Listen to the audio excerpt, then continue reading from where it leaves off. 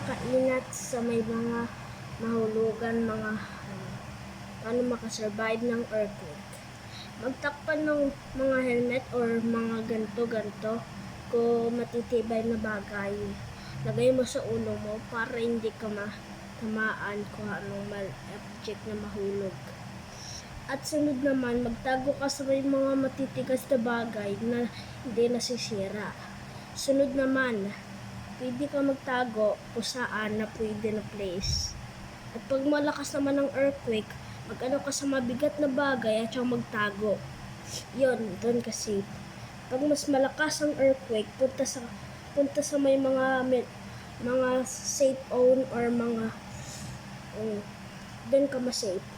At pag nahulog ang mga building, pwede ka magpunta sa dagat or magsakay ng bangka para hindi ka mahabol ng earthquake. At pag nag-aano din ng tubig, pwede ka na lang magtakbo kung saan na pwedeng mataguan. Bye-bye guys. See you tomorrow.